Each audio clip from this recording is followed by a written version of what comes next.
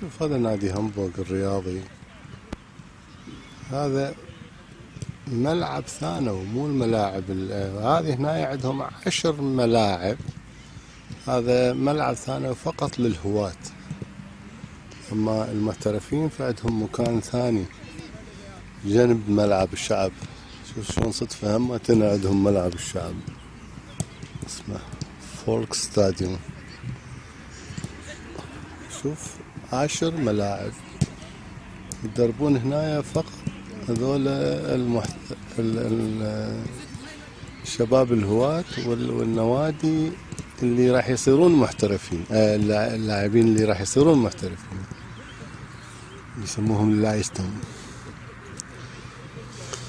اليوم طبعا كلهم ما يعني لان ما يتحملون درجة الحرارة 30. اليوم 30 يا يعني الوحيد اللي دا احس كأنما اني ببغداد لو بعقوبة. أريد الله يبين حبتي بيهم، أريد الله على الفرقة يجازيهم، أريد الله وكل ما عذبوا حالي. هذولا فريق تحت 15 يعني 15 و14 يدربون هناك فريق اللي عمرهم 10 سنوات لابسين أبيض برتقالي. وهذا عبد الله هو وجماعته يتمرنون. باكر عندهم لعب كأس بوكال مع أقوى فريق بهامبورغ، هم اسمهم السامباولي. هذول أعداء هامبورغ بس هم اثنيناتهم من مدينة واحدة، بس دائما السامباولي بالدرجة الثانية والاسفاو بالدرجة الأولى. اسفاو الهامبورغ.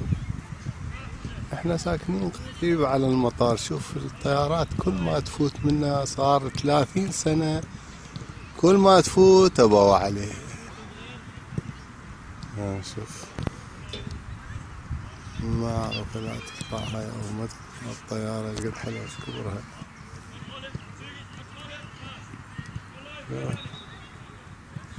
يعني الطيارة شايلة طيارة لأن هنا عندنا معمل مال طائرات الإيربوس من فرنسا وهامبورغ يبنوهن هنا، فتجي الطيارة كاملة يعني حاطيها بطيارة ثانية البودي مالها. وهنا بهامبورغ يبنون المكاين. العلم ينطول لأهل العلم والأخرية يسوون التنكات وما أدري شنو. اوكي.